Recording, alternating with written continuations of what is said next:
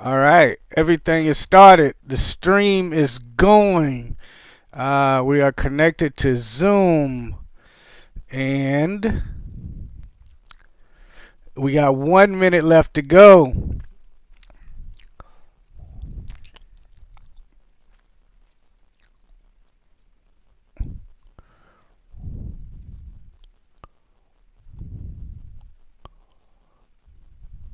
Okay, why?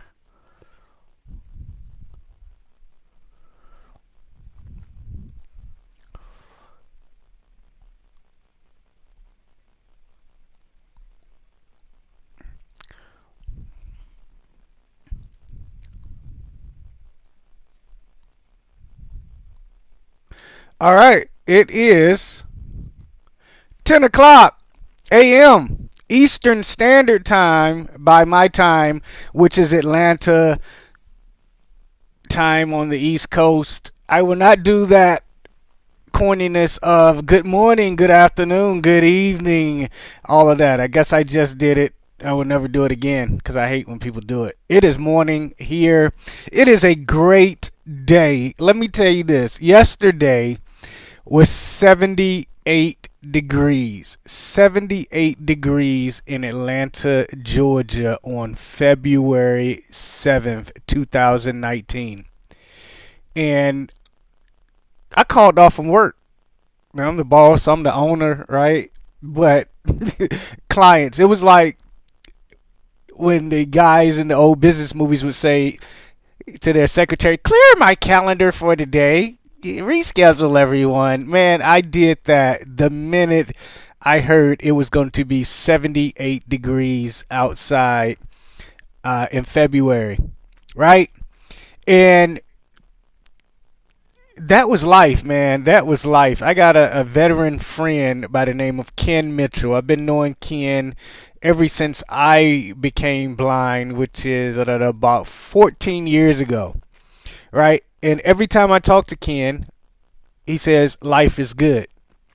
And life definitely is good. Life is amazing when you think about it. Life is amazing when you look at it. Life is amazing just in and of itself. And as always, before I fully get started, I love to thank Dana over at the Salisbury Assistive Technology. Well, Assistive Technology. I don't know what they got so many different names in Salisbury, North Carolina. That's what I'm going to start saying.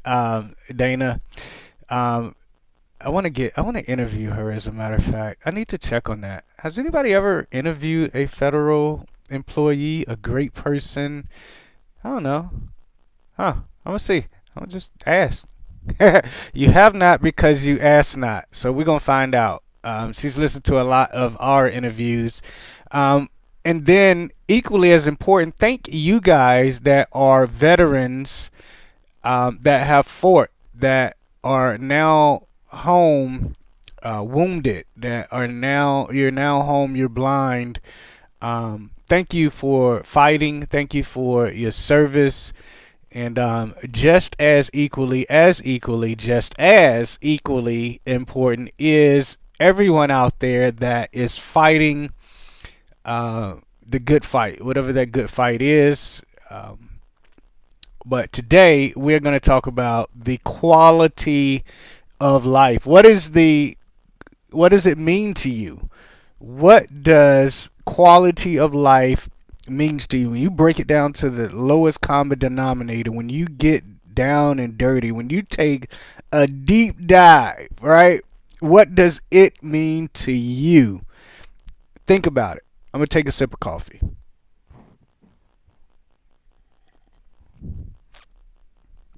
Now, if this was Giorgio, I'm going to tell you what it would sound like. Giorgio is my best friend, right? Here's what it sounds like when he does it. And so you know he's taking a sip of coffee, right? I mean, you just know. But that's my boy, and I love him to death. And so a lot of you guys weighed in on this question all over the social tubes. Uh-oh. Here's a cough. Let me turn it down. Hold on.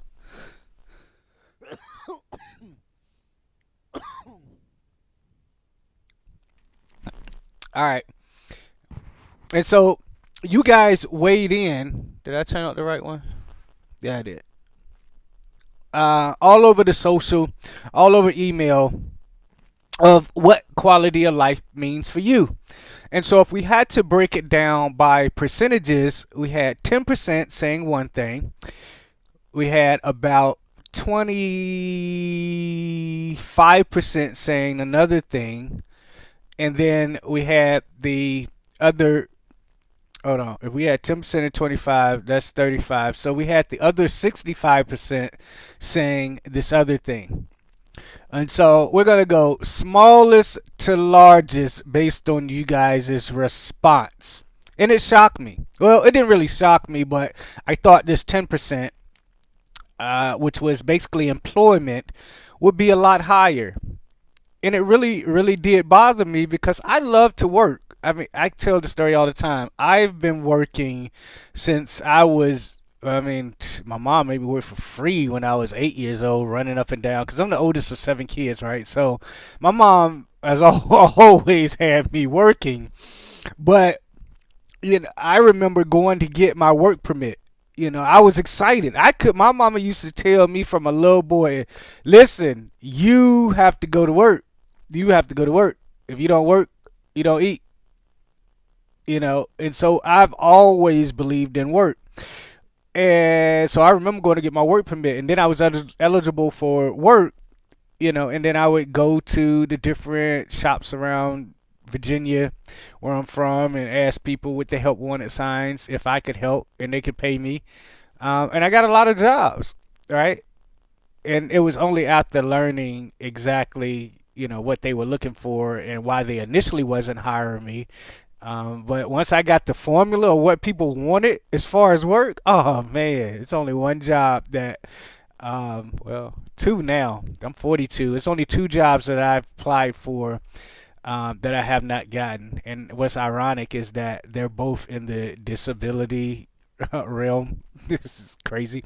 But I realized even in both of those jobs, because I had to do with employment, that a lot of people don't really want to work as bad as I do, right? And so 10% of the individuals said that the definition of quality of life is the ability to be able to work, earn an income to take care of their family and friends.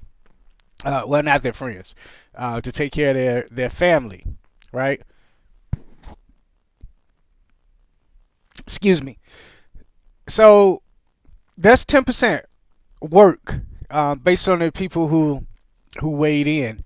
Now think about it. You are a vet. You come home from war. You come home from the military.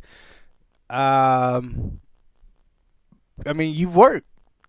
Do you necessarily want to go work another job? Probably not, right? And so I can understand that percentage from that perspective. When we are talking about work just as a disabled community, employment rate is still low. Um, but how many people actually really truly want to work and know how to go to work? And so that's my specialty. That's what I love doing, helping people find or create work that is meaningful, purposeful, and profitable. And I love working with the 10% because that's about what it is, 10, 15%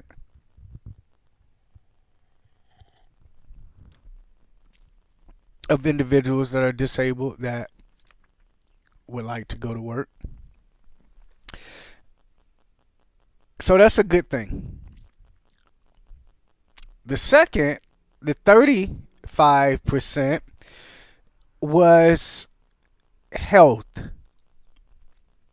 Being healthy enough to be able to live life the way that that person wants to live life. And I thought about that. Now I'm 42, and I didn't grow up in the doctor's office for health issues. every summer I caught a cold. Every winter I had a cold. I stayed having a cold, but because of our religious beliefs, we didn't believe in running back and forth to the doctor. Therefore, I grew up with those same beliefs and I didn't do a lot of going to the doctor. Now I'm 42 at this point. I can make my own decisions. I actually could have realized this about 25 years ago, right? It could have been on a different path, different trajectory when it comes to health. But I am on it now. And there's a saying that I say, which is the best time to plant a tree is 25 years ago. Literally. 25 years ago. How ironic. But the next best time is right now. And so because I'm 42 and because I know I'm getting older and because my reasons for the quality of life and what I expect out of life have changed, I realize I need to be healthy to do it, right? And another saying that I have is no matter how much money you have, if you don't take care of your health, you will be spending all of your money that you made just to stay alive. So if you don't take care of your health, then the money that you are making, thinking that you're working hard and hustling and making it happen, I mean, you gonna spend it on doctor's bills and medicine and all the ancillary stuff that you're gonna need to to make it. So the hesitation there is the garage just went up downstairs and we're building out a new garage and I'm building a new studio. And I was making sure that that's what I heard. So apologize for that. But yeah, health is the second most important one on the list, and it's it was my choice as well because the Freestyle Libre app and sensors for those of us living with diabetes that are blind. I mean, those three postings that I did in the last few months, I promise you, have changed lives of people all over the world. It brought them information that they didn't know was out there. And so many people said, how can I get that? How can I get a prescription? I mean, they're calling my wife. It's just become this thing all over the world for just people with diabetes. And being diabetic, being blind, there were some things that came along with this disease that we don't have to worry about now due to technology. And so my thing was health. I weighed in the 35%. Was it 25%? Yeah, the 25%, which was health. Um, because I got dreams, right? I want to realize my dreams and I want to be healthy enough to be able to do it. And I have to be healthy enough to want to do it. I got an album coming out, The Treble Clef of Love. I got a book coming out, Empowerment: 7 Principles to Master Anything. I mean, I run the largest assistive technology consulting, teaching, and support firm in the world. Um, I mean, I just got a lot. I got a wife, I got 2 daughters, a family that loves me, and I got dreams and goals, and I want to be here to make them happy. I want to make them happen, and I want to be healthy enough um, to make them happen. Cool. So one of the people that I want to read because it was a bit different and it had a couple of things in it was Leslie's post answer to this question. Let me see. Hi, Fedora Outlier Team. Somehow I missed this email last week. Quality of life has several meanings for me.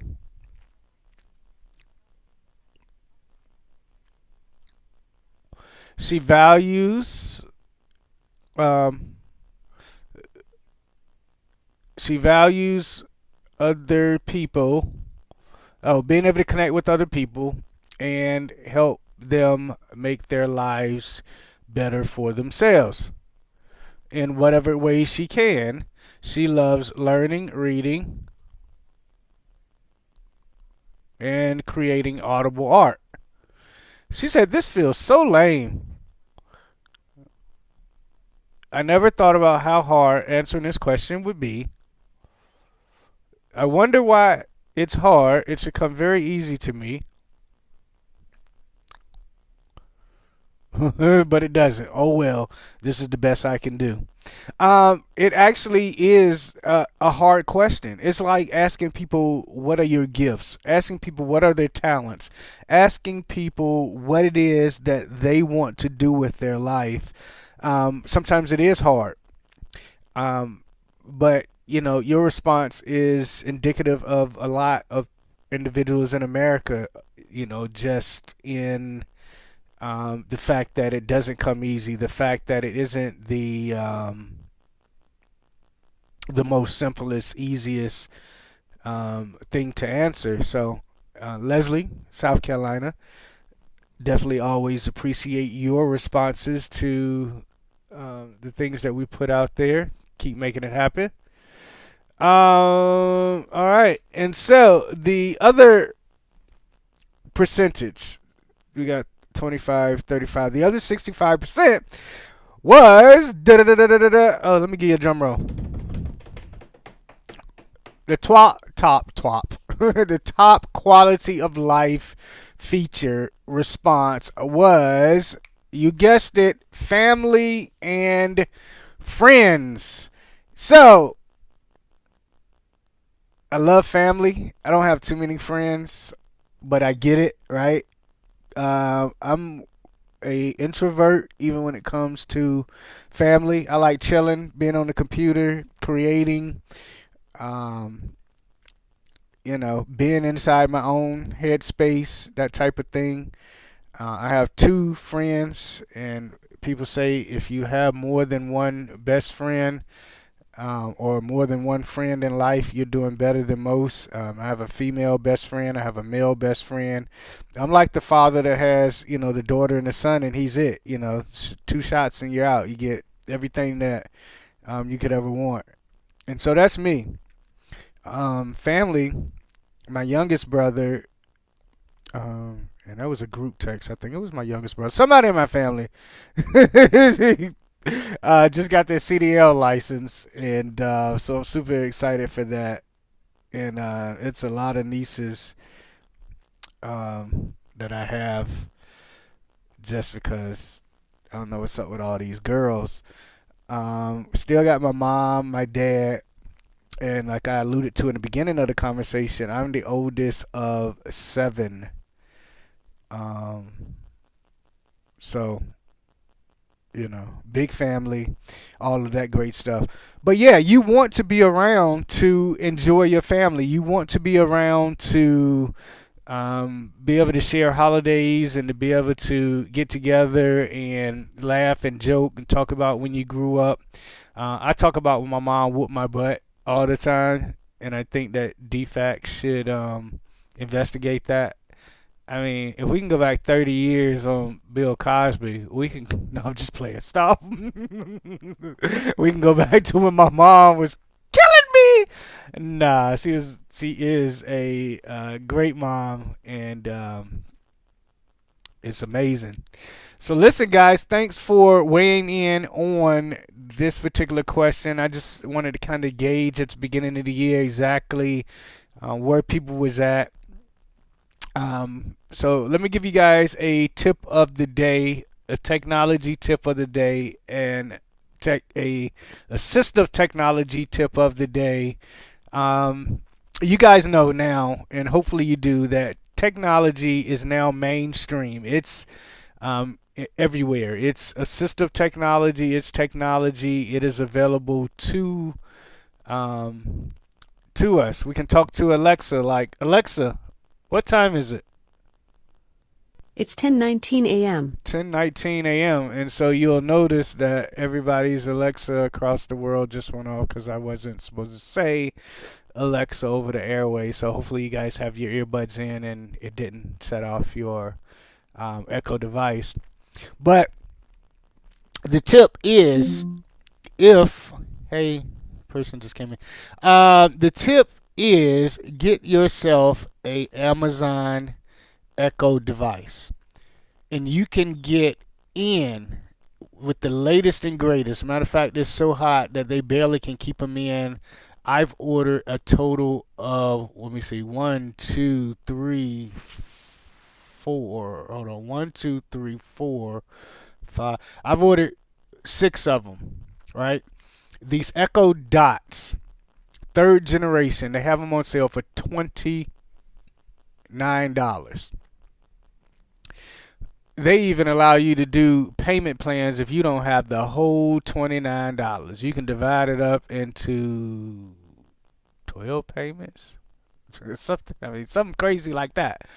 And if you really want to get nice, get the Amazon Echo Plus stereo pair with subwoofer. It's like 300 and some dollars. I have it in my smoke cave, and it is just super phenomenal. And they do payments on that as well. But the thing about it is, anything that you want is at a voice command away. And yes, it is different than Siri. It's artificial intelligence, but it's a difference. And so where Siri isn't so good, the Echoes are, and vice versa. I have them all just because I have to. But listen, do yourself. I can change the temperature in my house, turn on the lights, unlock the door, see who's in my at my Ring doorbell, ask for the temperature in a particular room that's being gauged by the speakers, for $29, and that's just what I do as far as home automation. That's not all the music I get, the movies that I get, the shipping for free that I get. Um, I mean,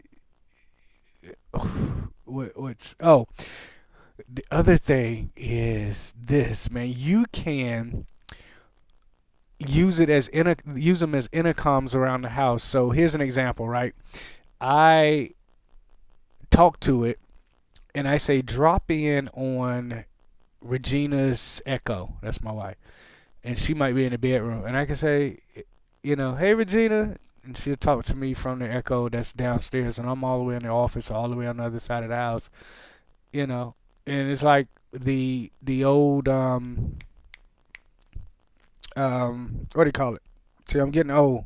Speaking of old, um, intercoms. I said that. Yeah. So you just press the button. Woo, Gina. Yes. Bring me some coffee. And so that's great. So if you don't have any experience with the Echoes, then get the Amazon Dot. It is phenomenal. It's 100% accessible. You can connect it to your existing speaker if you want, and it just works great for $29. Pretty much all of Amazon stuff is accessible and fairly cheap, reasonably cheap. And you can enable things like skills, and literally open up tens of thousands of things that your Amazon device can do. So that's my sister technology tip for this month. There was one other thing that I wanted to say that I cannot remember.